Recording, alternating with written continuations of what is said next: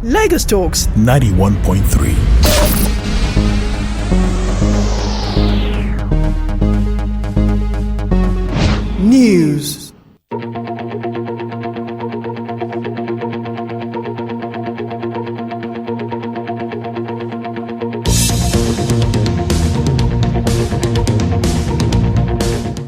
The federal government has declared Friday, April 7, 2023, which is Good Friday, and Monday, April 10, 2023, which is Easter Monday, as public holidays to mark this year's celebrations. Interior Minister Rauf Aregbesola, who made the declaration in Abuja, called on Christians and all Nigerians to use the occasion to pray for an end to the security challenges in parts of the country.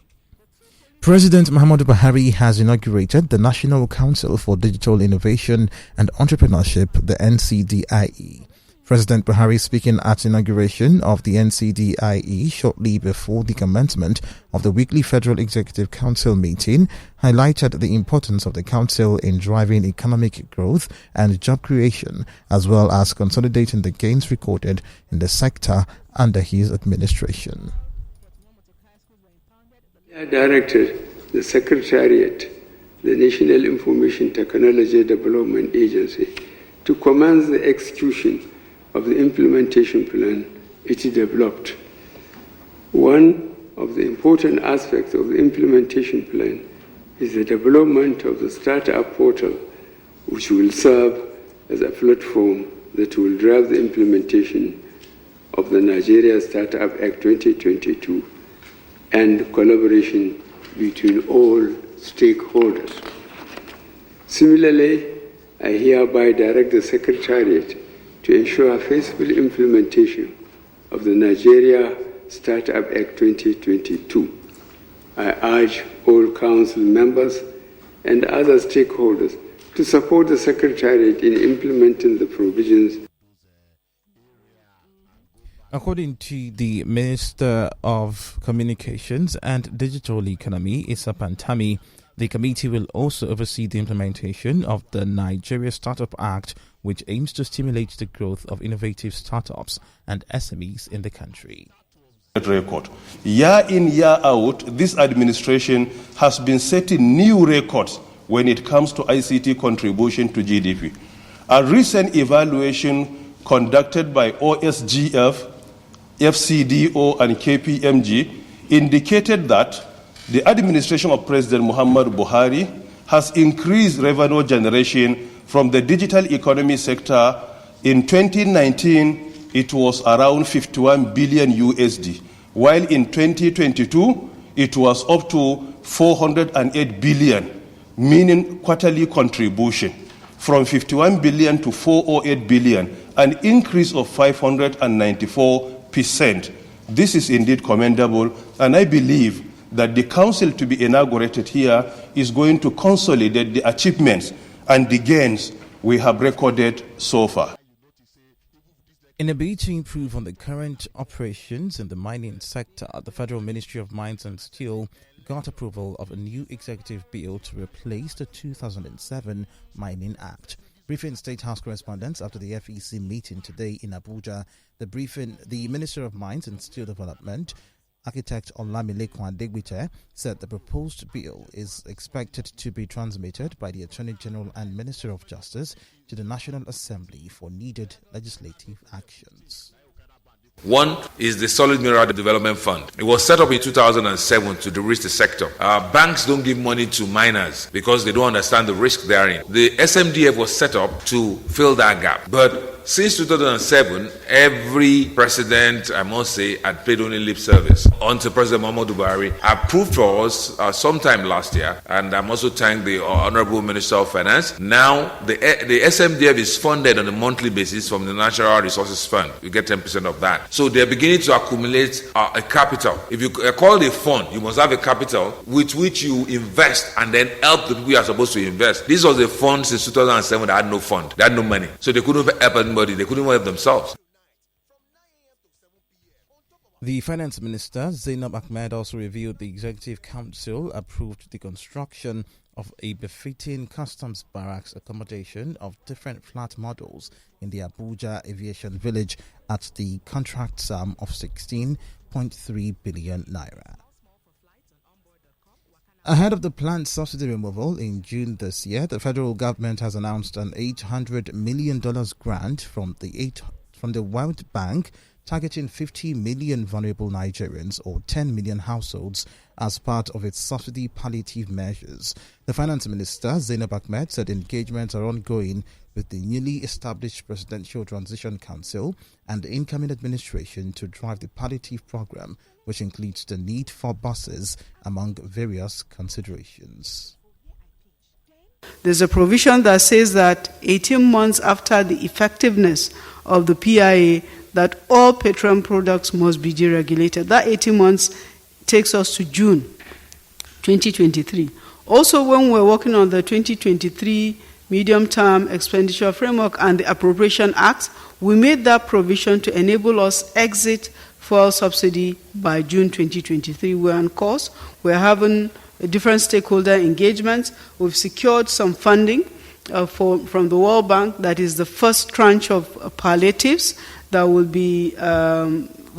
enable us to give cash transfers to the most vulnerable in our society. Former President Olusegun Obasanjo has written to the United Kingdom court that found former Deputy Senate President Ike Ekweremadu and his wife Beatrice guilty of organ trafficking. In the letter addressed to the Chief Clerk, the Central Criminal Court, Old Bailey, in London, the former president asked the clerk to intervene and ensure the UK government tempered justice with mercy on the matter. Ekweremadu is at risk of being sentenced to 10 years imprisonment in line with the Modern Slavery Act 2015 of the United Kingdom after a London court found him and his wife guilty of organ trafficking. Following the guilty verdicts by Justice Johnson, Ekweremadu and his wife were remanded in custody and await sentencing on May 5.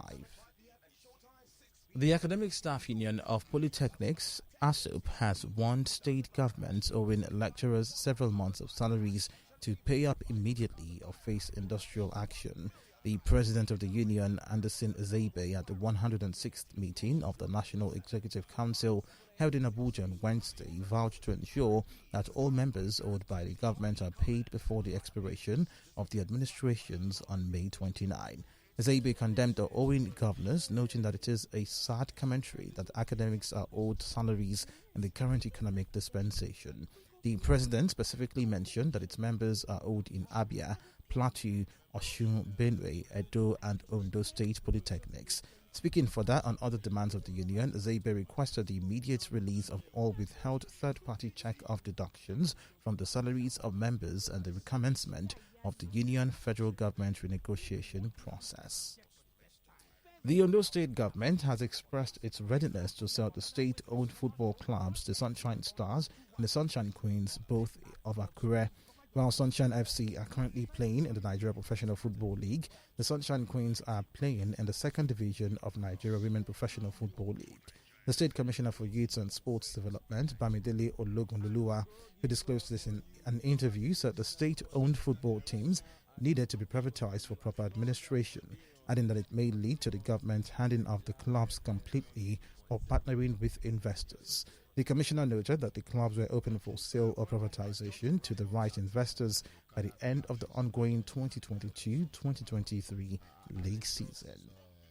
Chad's government says it has pardoned and released 380 rebels who had been serving life sentences over the death of former President Idris Deby. He was killed 2 years ago after going to the front line to fight rebels from a group known as Front for Change and Concord in Chad. In March, more than 400 rebels were sentenced in a mass trial for acts of terrorism, recruitment of child soldiers, and assaulting the head of state. Most were pardoned by the former president's son, Muhammad Idris Deby, who took office after his father's death. Zimbabwe plans to enact a law criminalizing the recruitment of its health personnel by other countries, Vice President Constantino Chiwenga has said. Chwenga, who is also the health minister, said the drain of healthcare professionals was as good as human trafficking, adding that stiffer penalties will be imposed on those he accused of robbing the nation of its human capital.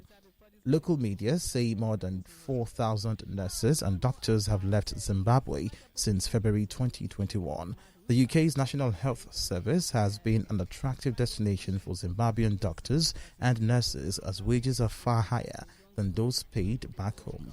According to the Zimbabwe Medical Association, the country has about 3,500 doctors for a population of 15 million people. The House of Representatives has passed for second reading a bill for an act to repeal the Nigeria Deposit Insurance Corporation Act, laws of the Federation of Nigeria. Leading the debate, Honorable Darlington Nwokocha noted that the bill was last enacted into law in 2004, hence it is imperative that the bill be considered again to address the challenges and loopholes currently bedeviling the banking industry. And I know quite well that the NDIC is saddled with the responsibility of carrying out some public policy objectives, which includes protecting bank depositors by providing an orderly means of compensation in the event of failure, and also rendering financial system stability through effective surveillance mechanism in a bid to enhance public confidence. And this public confidence, as far as banking is concerned, is something that will help us as insurance to calm off red nerves. 20 players of the Super Falcons are now in camp in Turkey ahead of their friendly games against debutant Haiti and 2023 World Cup co-host New Zealand. The Falcons will take on Haiti on Friday, April 7, before taking on New Zealand on Tuesday, April 11. Nigeria's Rivers United have been drawn to take on Young African Sports Club of Tanzania in the quarterfinals of the 2022-2023 CAF Confederation Cup competition. The Port Harcourt-based Nigerian champions had qualified for this stage of the competition after finishing second from Group B of the group phase stage. The last 8 fixtures have been scheduled for the last week of April, with the first leg matches set for April 23 and the return fixtures a week later. Frank Lampard is set to be appointed interim Chelsea manager until the end of the season, coming just over 2 years after the club sacked him. Lampard, who has been out of a job since January when he was dismissed by Everton, has to guide the Blues, who are 14 points outside the top 4, despite having spent more than £550 million on new players this season. They travel to Wolves in the Premier League on Saturday and face Real Madrid in the first leg of the Champions League quarter-final on April 12. The Human Resource Expo Africa (HREA) also tagged the biggest work festival holding at landmark in Oniru, Lagos, as a shot to better address the employer-employee relationship for the benefit of both parties, with the theme for this year's conference being Culture, People and Technology. While addressing the subject, founder of HREA, Arefa Koka, said the goal is to closely look at the intersections between concepts and strategies for seamless integration, whilst also preparing organizations and talents for a more impactful and sustainable drive into the future. And that's it on the World News this morning.